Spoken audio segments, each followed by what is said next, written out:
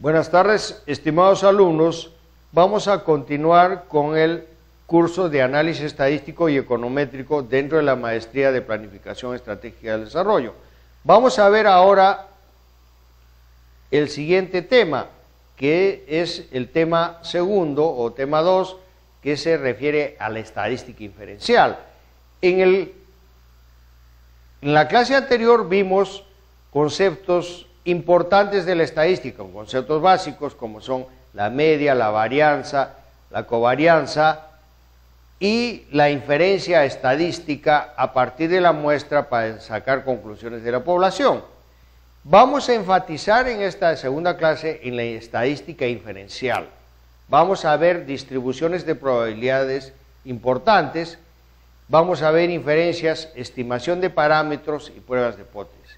Los parámetros se estiman a través de los estadísticos, que son los valores obtenidos en las muestras, y a partir de ahí podemos hacer inferencia sobre los parámetros, que son los valores de la población.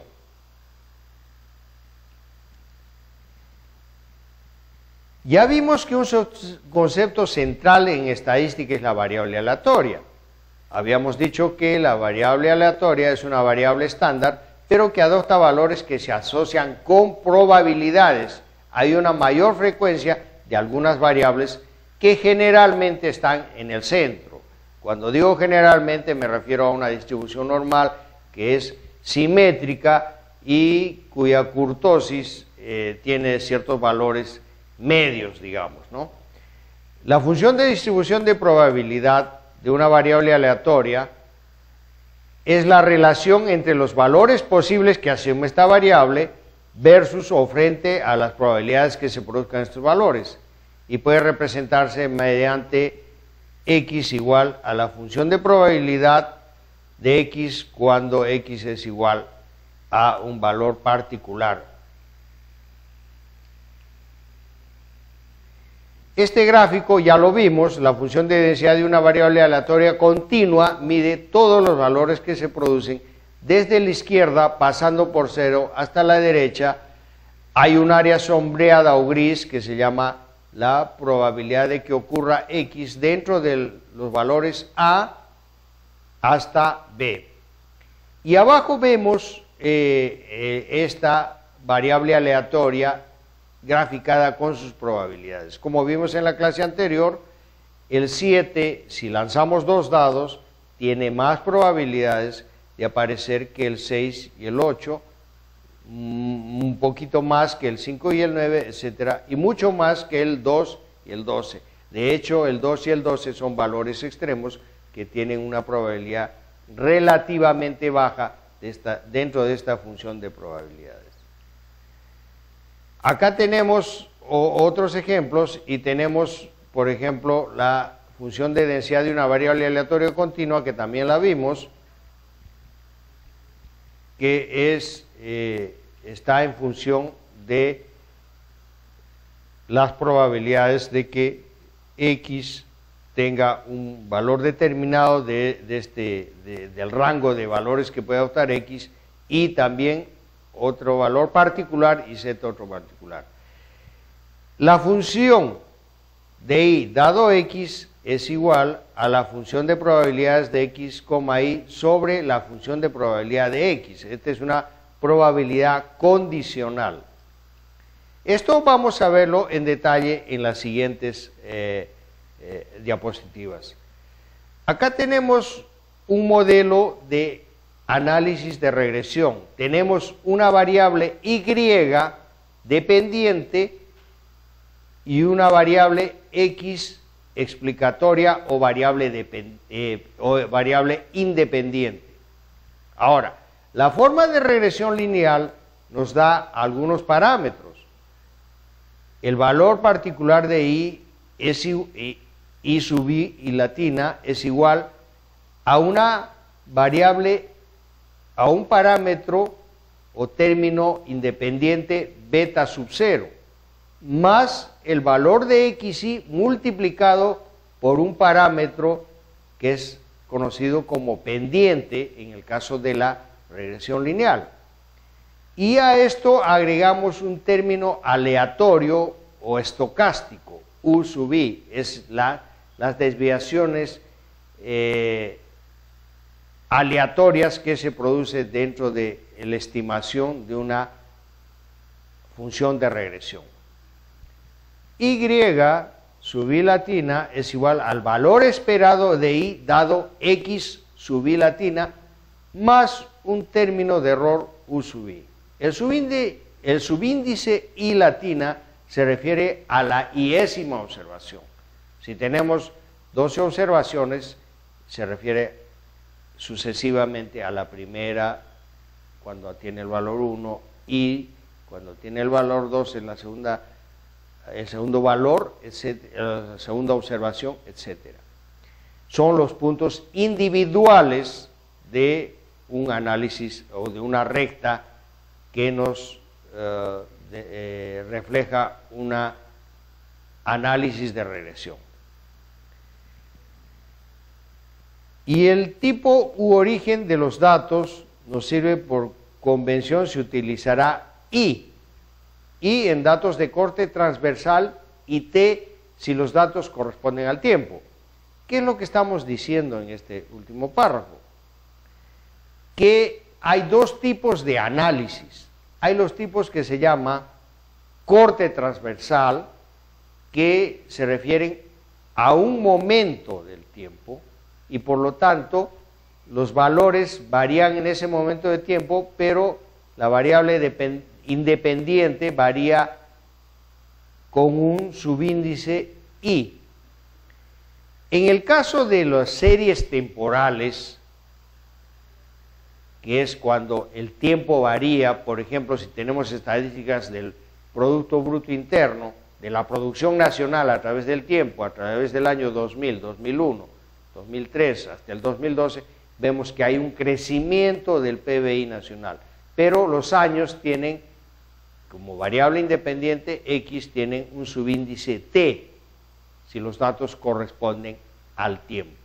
Y sub I es un componente sistemático o determinístico más un componente aleatorio.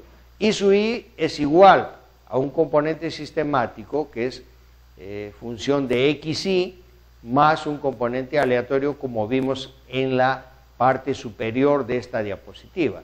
Tenemos la variable dependiente I sub I igual a un término independiente beta sub 0 más un valor de XI multiplicado por la pendiente beta sub 1 más un término aleatorio o componente aleatorio. Este es el gráfico que nos expresa cómo se obtienen los valores cuando X, la variable independiente, varía a lo largo de la recta numérica. Vemos que X, que es la variable independiente, tiene valores como X, 100, 120, 140, 160, hasta 260. Y la variable dependiente Y, que es el gasto de consumo semanal, cuando los ingresos varían en el rango que hemos visto en la recta de las abscisas de 80 a 260. Entonces ahí vemos que hay una relación directa en el gasto del consumo semanal a medida que crecen los ingresos. Eso es muy común en la economía, ¿no es cierto? Que mientras más ingresos tiene una persona o una familia, gasta más, el consumo es mayor. Sin embargo, este consumo, la respuesta no es totalmente lineal. Como vemos, hay puntos fuera de la recta. Esos puntos que están o hacia arriba o hacia abajo de la recta es la distribución. ¿Y eso por qué? Porque vimos que había cierta aleatoriedad en la respuesta. La respuesta no es totalmente matemática, por eso es que se usa la estadística y en la curva de regresión tenemos que agregar un término estadístico o aleatorio. Esas variaciones son las que están reflejando en esos puntos que están encima o debajo de la recta de regresión.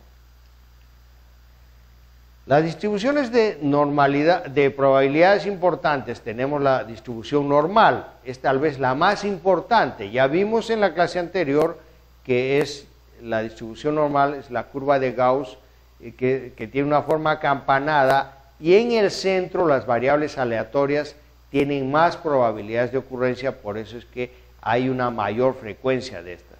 Buena cantidad de fenómenos reales en la vida, en la biología, en la economía, en las ciencias físicas, son representadas con una función de distribución de probabilidad normal. Es uno de los avances de la estadística muy importantes, la función de distribución de probabilidad normal o curva de Gauss. Esta está descrita por sus dos parámetros. ¿Cómo se describe esta curva? Tiene dos parámetros fundamentales, la media y la varianza. La media y la varianza poblacional. La media está al centro, digamos, de la recta que va en el eje de las abscisas, en el eje de las X, y la varianza es la medición de la forma acampanada de esta curva de distribución normal.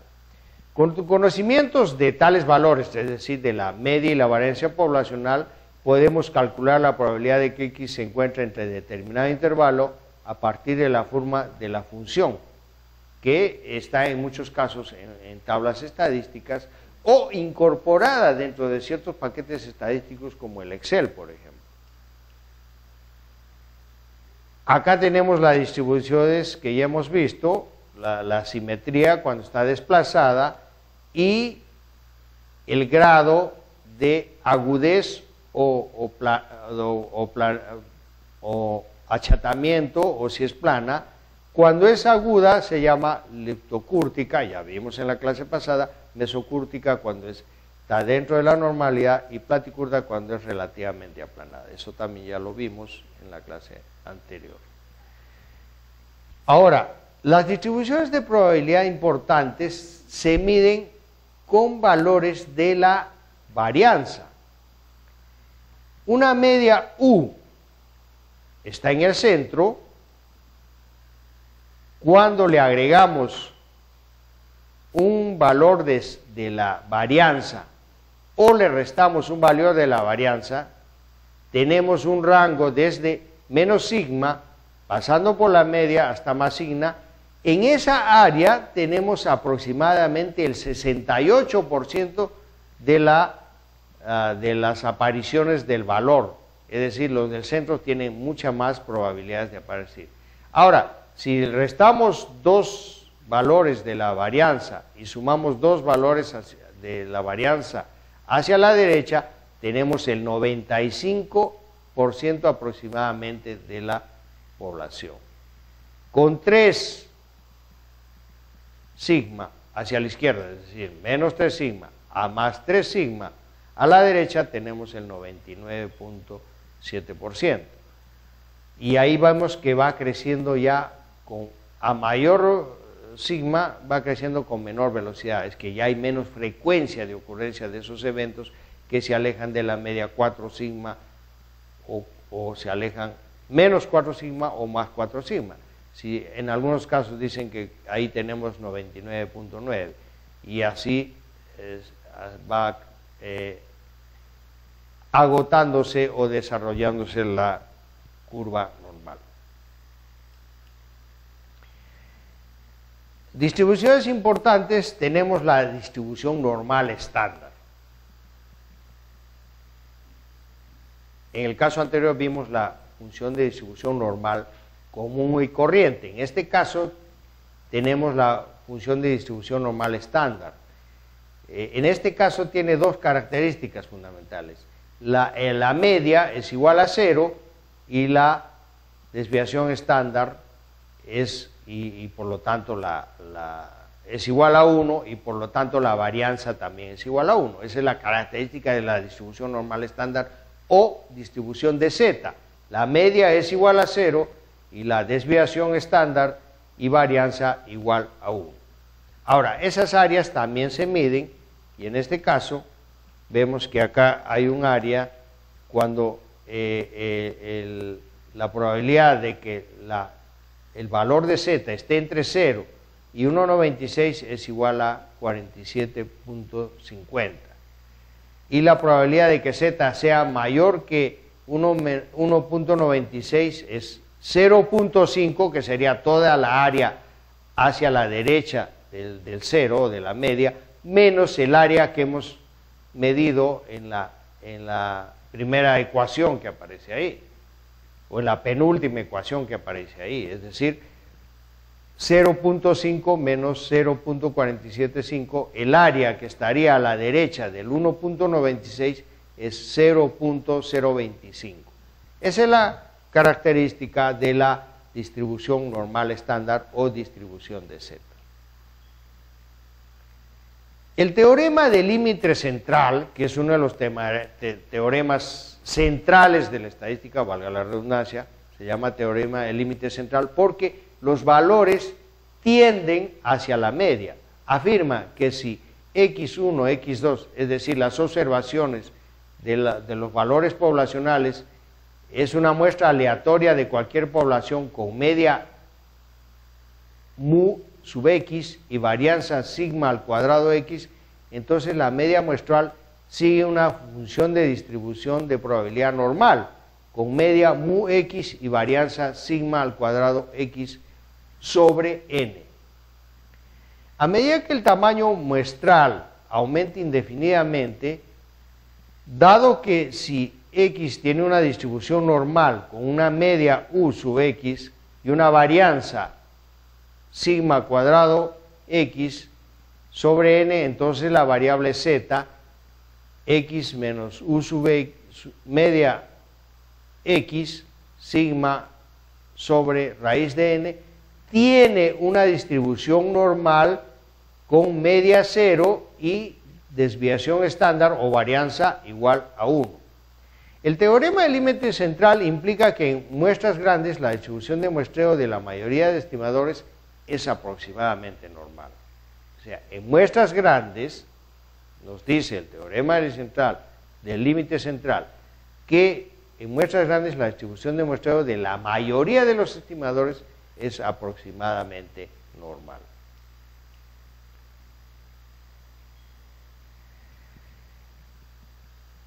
La distribución T de Student es otra distribución importante. Suponga que solo conocemos la media de X y estimamos la variancia de X a partir de un estimador muestral. El estimador muestral de la varianza es S sub X al cuadrado, que es igual a la sumatoria de los valores que adopta la variable X menos la media de X al cuadrado dividido entre n menos 1. Tengan en cuenta que en este caso no se divide entre n, sino n menos 1 porque es una muestra. N menos 1 se usa en el caso de los estimadores muestrales. Sustituyendo sigma sub x por s, es decir, desviación estándar poblacional por desviación estándar muestral, obtenemos una nueva variable aleatoria. Esta variable aleatoria se conoce como t, es igual a la media de x menos mu sub x sobre desviación estándar muestral de x dividida entre la raíz de n, sigue una distribución de t o de student. Se dice distribución de t o student con n-1 grados de libertad. Ya vimos que n-1 era en el caso de estadísticas muestrales. n-1 grados de libertad, para lo cual también hay tablas, o como les decía anteriormente, estas tablas ya están, sus valores ya están incorporados en muchas de las funciones estadísticas de las hojas de cálculo como el Excel y otras de uso difundido en los sistemas informáticos.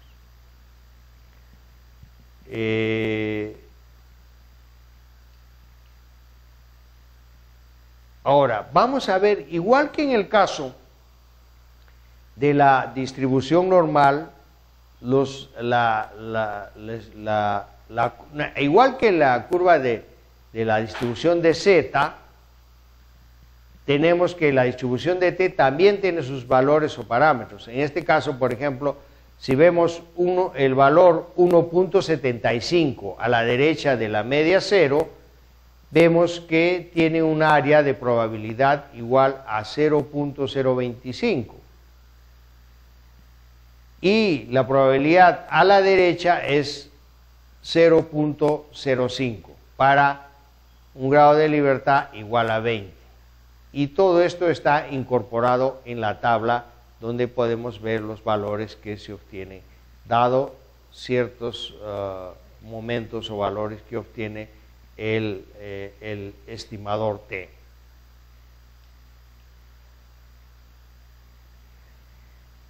La distribución de G cuadrado es otra distribución importante. G cuadrado o chi cuadrado, depende cómo se quiera pronunciar. Esta distribución muestral es una distribución de la varianza muestral. Es una distribución de las varianzas muestrales. La varianza muestral decíamos que era S cuadrado, ¿no es cierto? Obtenida de una muestra aleatoria de n observaciones de una población normal con varianza sigma cuadrada. La población sí se mide con letras griegas como sigma. Sigma cuadrado equivale, sigma cuadrado es el parámetro poblacional de la varianza, mientras que S cuadrado es el estadístico de la varianza muestral. La teoría estadística demuestra que la fórmula n-1 grados de libertad multiplicado por la varianza muestral sobre la varianza poblacional sigue una distribución de chi cuadrado n-1 grados de libertad. Esta también es una distribución que tiene los valores de nuevo incorporados en las tablas, en tablas estadísticas o dentro de las hojas de cálculo y otros programas o paquetes estadísticos. Esta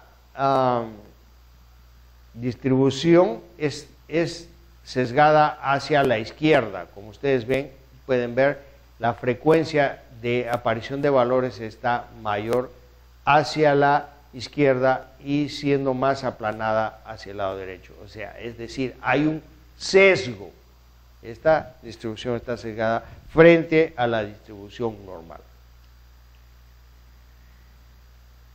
Hay otra distribución que se usa frecuentemente en estadística, en análisis estadístico, es la distribución de F o Fisher.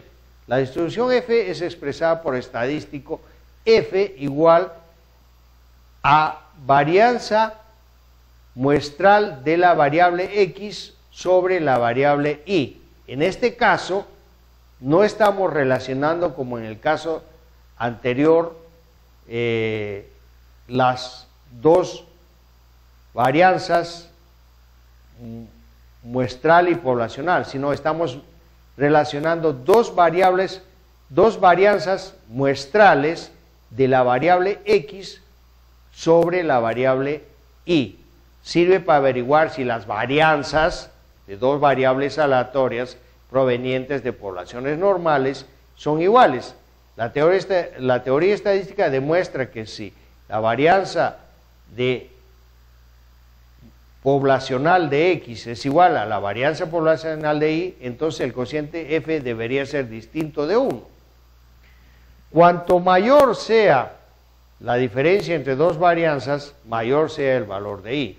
La distribución de F también sigue una distribución parecida a la anterior y que es ligeramente sesgada hacia la izquierda y aplanada hacia la derecha.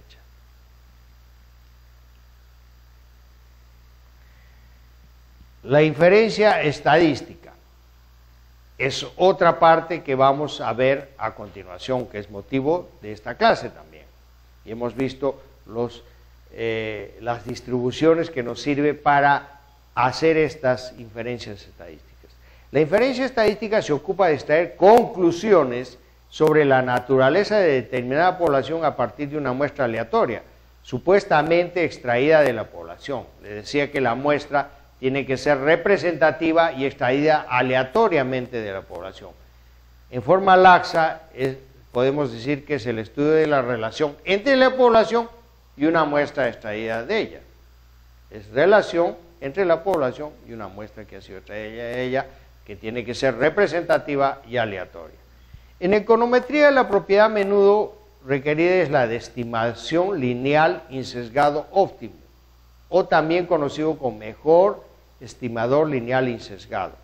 Se combina propiedades de linealidad, ausencia de sesgo, es decir, que no está ni sesgado a la izquierda ni a la derecha, y la variancia es mínima.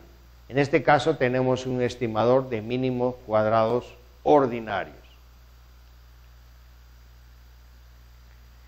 La estimación de parámetros. El parámetro que se estima puede ser de una sola variable aleatoria, por ejemplo, la media o varianza, o un parámetro que representa la relación entre dos variables aleatorias. En el caso del conocimiento de la función de distribución de probabilidad, se hace necesario a fin de someter a prueba de cumplimiento de determinadas hipótesis. Hay hipótesis para probar qué inferencias podemos sacar acerca de la población a partir de los estadísticos muestrales que obtuvimos en el cálculo con los momentos anteriormente estudiados, con los momentos o valores que hemos estudiado anteriormente. En estimación de parámetros, en general, un intervalo de confianza se puede expresar. Intervalo de confianza es la probabilidad cuando J es estimado menos el valor de T con alfa 2. Alfa 2 es el área de rechazo de la confianza y se mide en valores alfa que se dividen entre 2 porque hay una parte que es rechazada hacia la izquierda y otra parte porque excede hacia la derecha. Esta es menor que J, menor que el estimador de J, más el valor de T y da valores hacia la derecha. Tanto la suma del área de rechazo hacia la izquierda como la derecha nos da la suma de la izquierda y derecha, nos da el valor de alfa. Por lo tanto, el intervalo de confianza es 1 menos alfa. A 1, que es la confianza absoluta, le descontamos las áreas de rechazo a la izquierda y derecha que suman en conjunto alfa. El intervalo de confianza, por lo tanto, es la probabilidad de que ocurra X menos el valor de T multiplicado por la varianza muestral sobre raíz de N, y está en un rango de la media X, que por el otro lado de la derecha tiene un límite de X más el valor de T multiplicado por la desviación estándar muestral dividido sobre N. Esto nos da igual a 1 menos alfa. Los intervalos de confianza para los parámetros beta sub 0 y beta sub 1 son: beta sub 0 ya vimos que en el análisis de regresión es el término independiente, y beta 1 es el parámetro de la variable explicatoria. El intervalo de confianza es de probabilidades beta sub 0 menos T y beta sub 0 más T, que nos da un rango 1 menos alfa.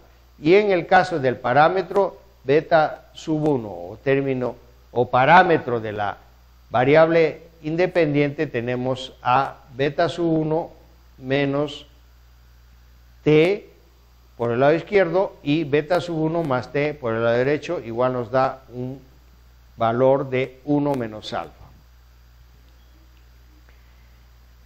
Contrastación de las hipótesis. Usualmente planteamos una hipótesis nula, es la que se somete a prueba, H sub 0, y una hipótesis alterna, que es la opción alternativa en el caso de rechazarse la hipótesis nula, H sub A. La probabilidad de rechazar la hipótesis nula, H sub 0, aunque es verdadera, es más importante y se asocia un margen de error probabilístico. En contratación de hipótesis tenemos el resumen de la prueba de T. Hipótesis H o nula, mu sub x es igual a mu sub 0, mu sub x igual a mu sub 0 y mu sub x igual a mu sub 0 en los tres casos. La hipótesis alterna puede ser mu sub x o la media de x igual a mu sub 0, mu sub x igual a mu sub 0 o mu x diferente a mu sub 0. Ahora, hay regiones críticas. Hacia la derecha tenemos el valor de t estimado con un cierto grado de confianza y determinado número de grados de libertad. Igual en el segundo caso, y en el tercer caso ya tenemos el valor absoluto es mayor que t con dentro de cierto nivel de confianza con 2 grados de libertad. Donde t sub c es calculado x, la media de la población menos la variable x menos la media de la población sobre la desviación x muestral sobre raíz de n. En contrastación de las hipótesis, nos da un resumen de las pruebas de xi cuadrado o chi cuadrado, y es igual, ¿no? Tenemos ciertos valores de la hipótesis nula que puede ser igual a la desviación estándar poblacional cuando es igual a 0, la hipótesis alterna cuando la desviación estándar poblacional es mayor que la desviación estándar en la hipótesis nula, es diferente, y tenemos hacia la derecha las regiones críticas, donde g cuadrado es n menos 1 multiplicado por la desviación estándar muestral, la varianza muestral sobre la varianza poblacional. Para rechazar una hipótesis nula se trabaja con un valor estadístico calculado y otro tabular. Es decir, calculamos lo que estimamos el valor estadístico calculado y lo comparamos con las tablas, el valor crítico, el punto donde aceptamos o rechazamos. Si el valor calculado es mayor que el valor tabular, entonces lo rechazamos, rechazamos la hipótesis nula. Pero el valor calculado está asociado a una determinada probabilidad, por lo que otra forma de rechazar o no rechazar la hipótesis nula es comparar probabilidades. Si la probabilidad calculada es menor que 0.05, se rechaza la hipótesis nula. Caso contrario, la hipótesis nula no es rechazada. Esto es lo que tenemos que ver en cuanto a estadística inferencial. Es decir, probamos las hipótesis con los valores calculados y los comparamos con valores tabulares, y de acuerdo a las probabilidades aceptamos o rechazamos la hipótesis nula. Gracias.